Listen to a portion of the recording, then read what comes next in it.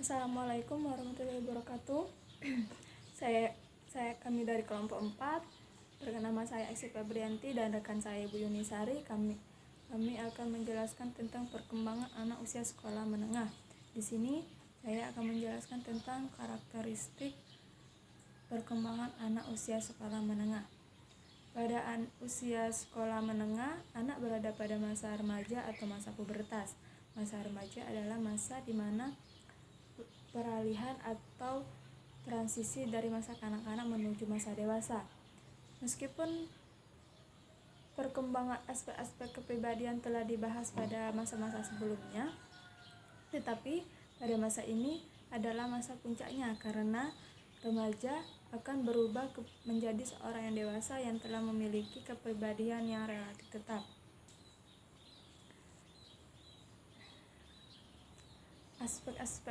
Perkembangan aspek-aspek kepribadiannya yaitu pertama, perkembangan fisik atau jasmani, yaitu adalah salah satu perkembangan yang sangat pesat dan nampak nyata oleh kita, yaitu perkembangan fisik seperti tinggi badan dan berat badan.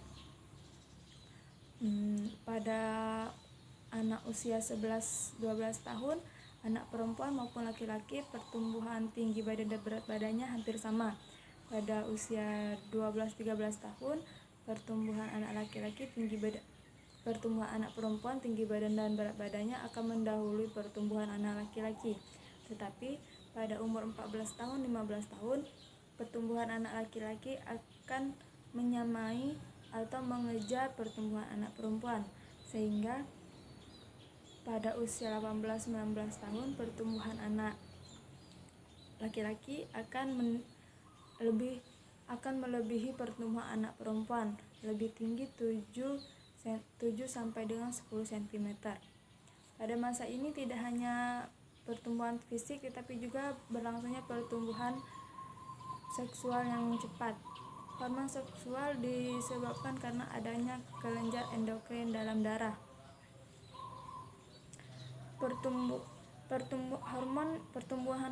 Hormon yang terpenting yang berkaitan dengan pertumbuhan seksual pada remaja yaitu hormon testosteron dan hormon estrogen.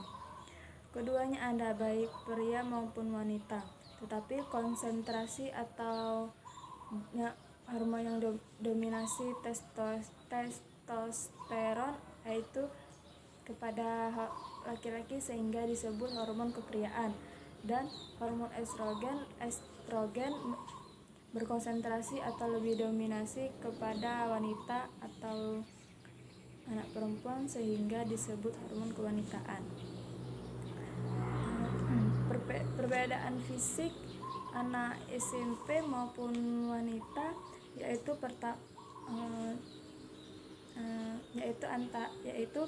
gerak-gerik tampak canggung dan tidak koordinasi pada anak SMP, dan pada anak SMA gerak-geriknya sudah mantap, dan laju perkembangan secara umumnya berlangsung pesat pada anak SMP, dan pada anak SMA laju perkembangan secara umumnya menurun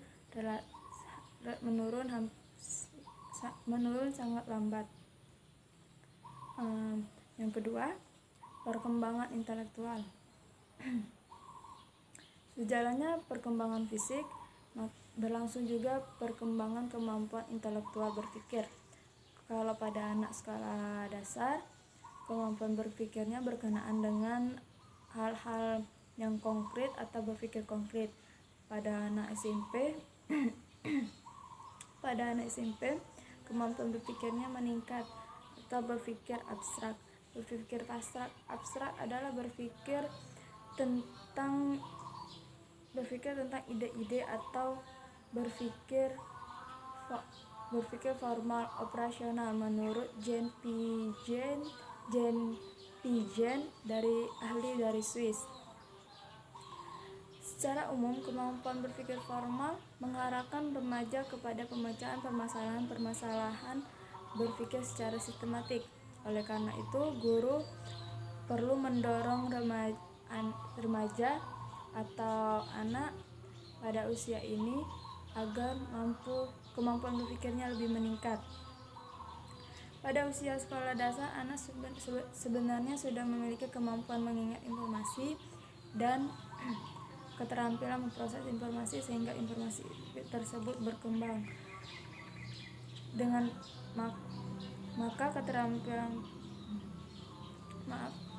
Maka perbedaan perkembangan intelektual anak SMP dan anak SMA yaitu contohnya kecakapan dasar khusus, misalnya bakat atau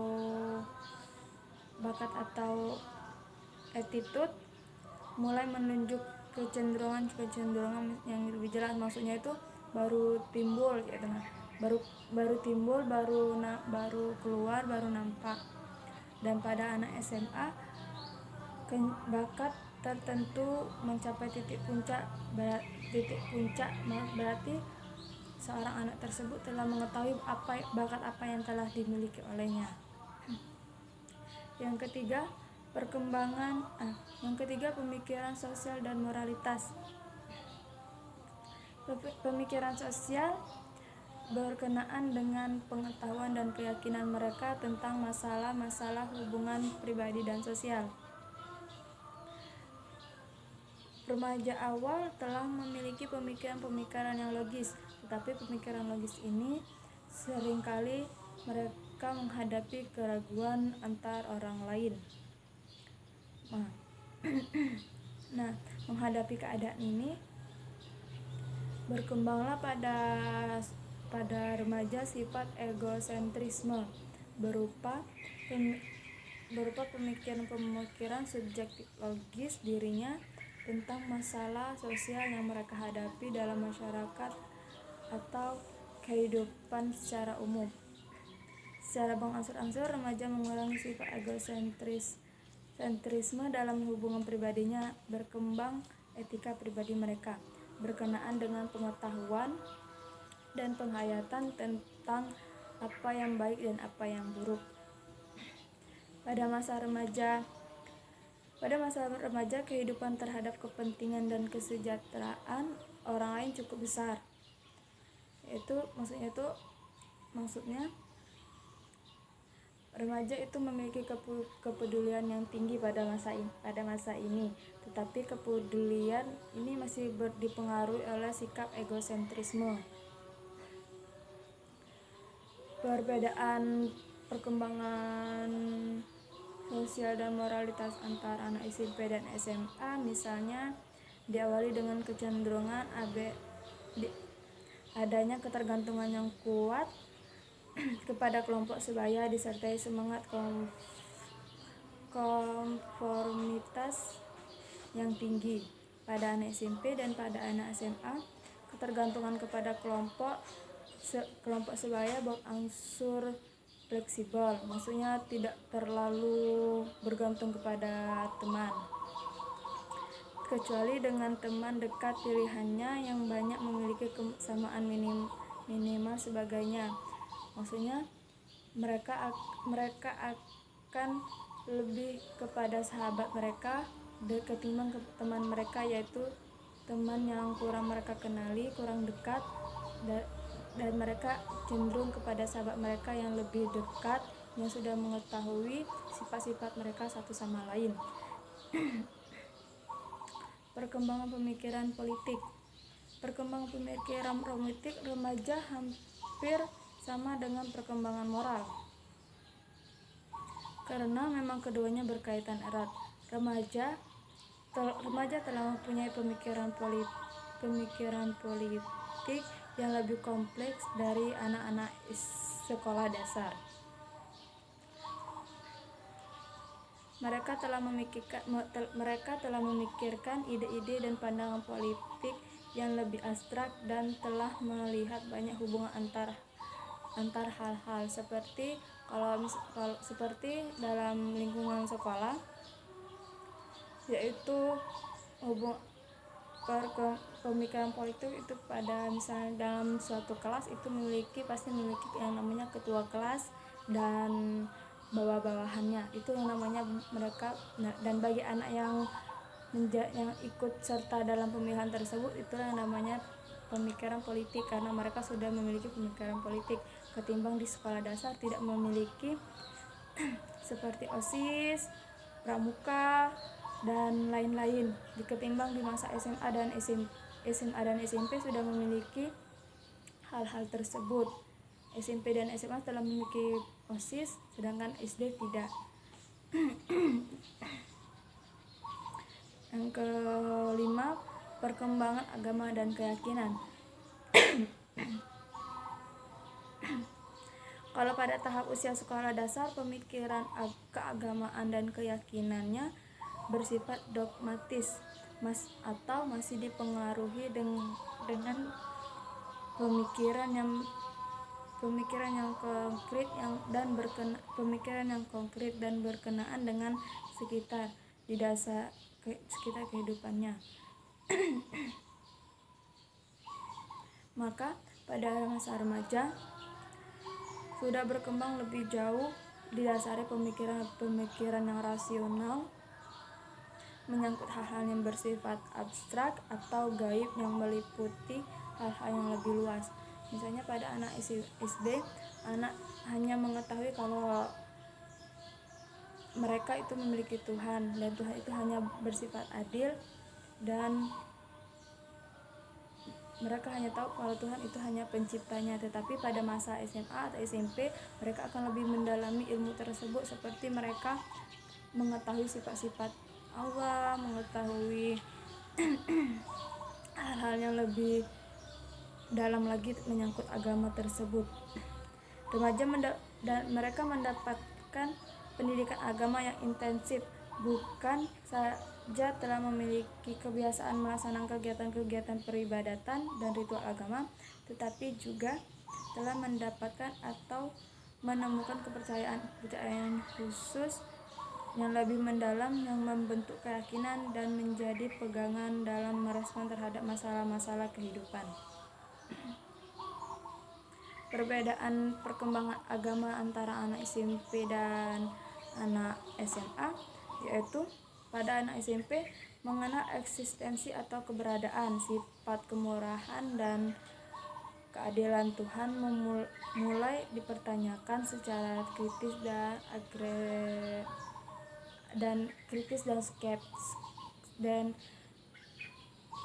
skeptis pada anak SMP. Dan pada anak SMA, eksistensi dan sifat kemurahan serta keadilan Tuhan mulai dipahamkan dan dihayati menurut sistem kepercayaan atau agama masing-masing.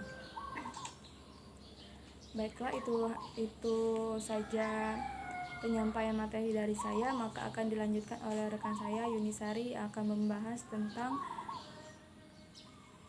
perbedaan individu dan kebutuhan perkembangan anak usia sekolah menengah. Sekian, terima kasih. Assalamualaikum warahmatullahi wabarakatuh. Perkenalkan, nama saya Yunisari dari kelompok 4. Di sini saya akan menyampaikan materi tentang perbedaan individu dan kebutuhan anak usia sekolah menengah.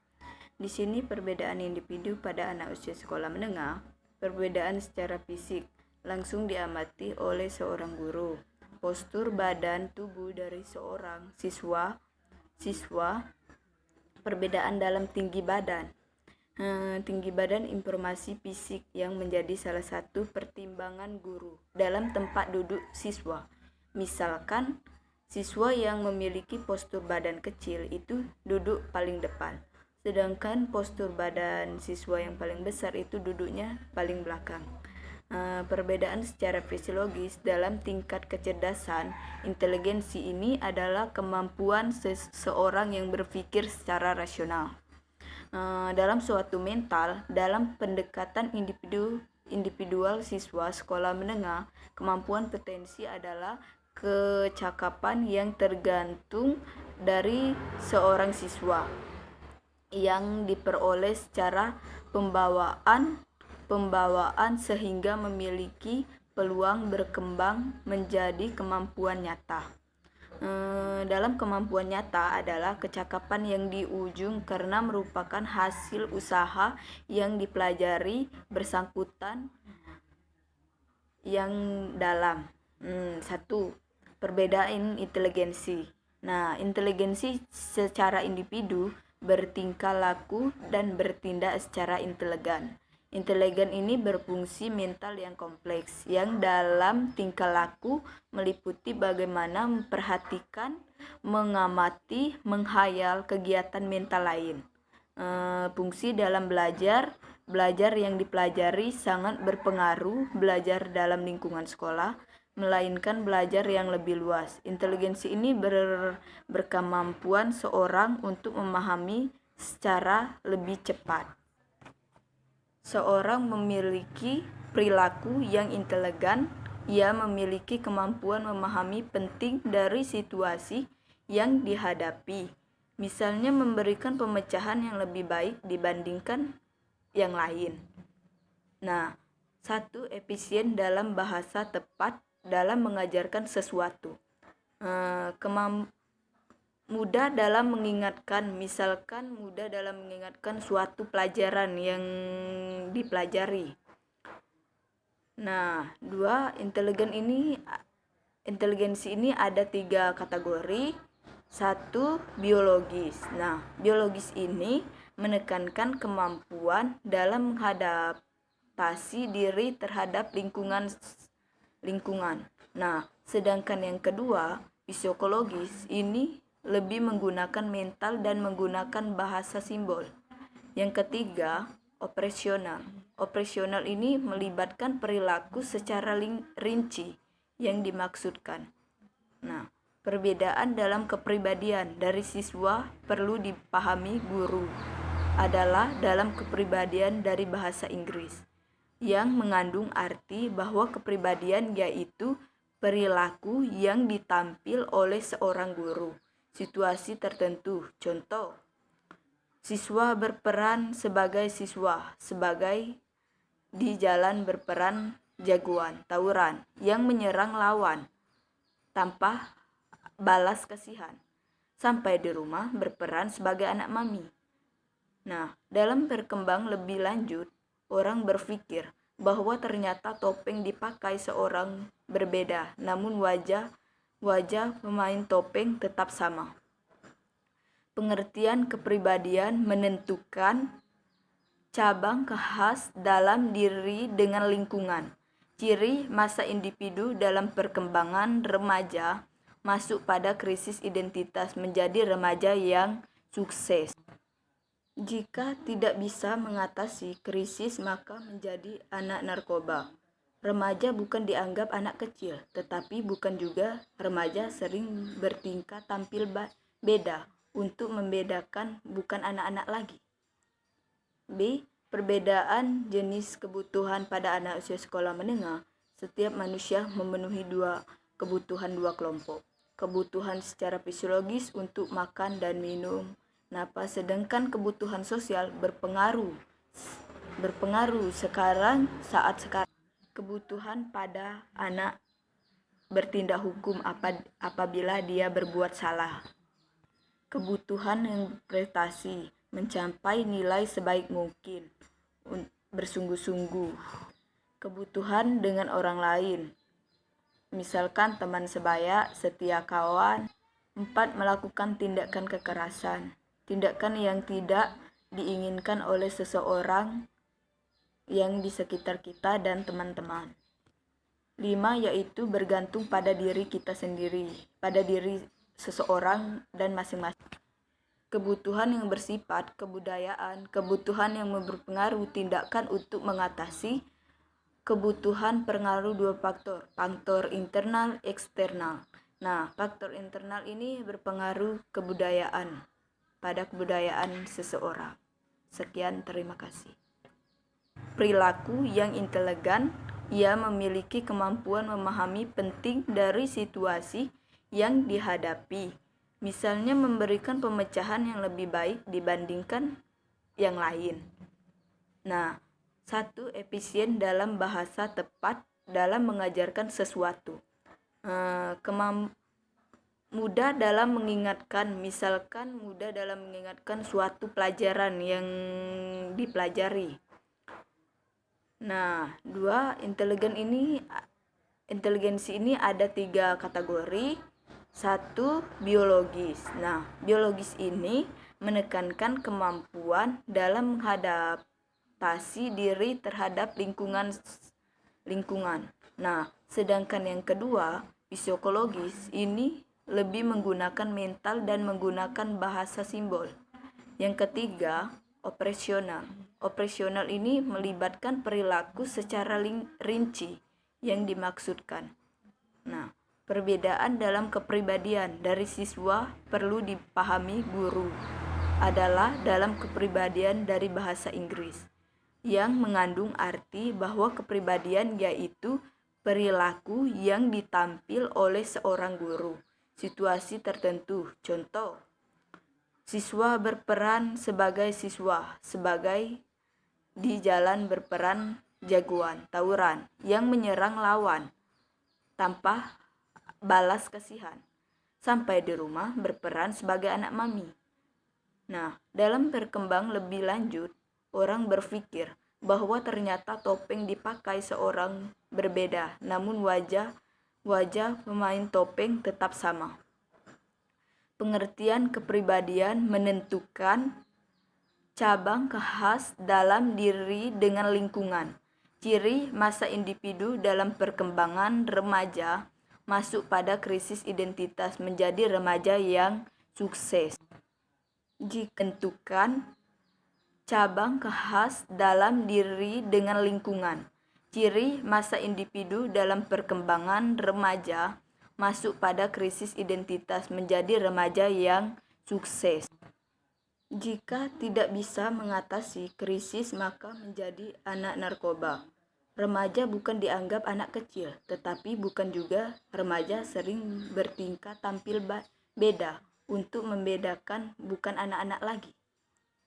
B. Perbedaan jenis kebutuhan pada anak usia sekolah menengah.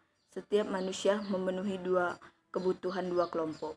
Kebutuhan secara fisiologis untuk makan dan minum, napas, sedangkan kebutuhan sosial berpengaruh saat sekarang. Kebutuhan pada anak bertindak hukum apabila dia berbuat salah. Kebutuhan yang prestasi, mencapai nilai sebaik mungkin, bersungguh-sungguh. Kebutuhan dengan orang lain, misalkan teman sebaya, setia kawan. 4. Melakukan tindakan kekerasan, tindakan yang tidak diinginkan oleh seseorang yang di sekitar kita dan teman-teman. 5. Yaitu bergantung pada diri kita sendiri, pada diri seseorang dan masing-masing. Kebutuhan yang bersifat kebudayaan, kebutuhan yang berpengaruh tindakan untuk mengatasi kebutuhan pengaruh 2 faktor internal, eksternal. Nah, faktor internal ini berpengaruh pada kebudayaan seseorang. Sekian, terima kasih. Baiklah, itu tadi penjelasan dari kelompok kami bagi ibu-ibu maupun bapak-bapak yang masih belum paham dengan pembahasan kami atau materi yang kami sampaikan. Kami persilakan untuk bertanya dalam satu kelompok 5 pertanyaan. Sekian, terima kasih.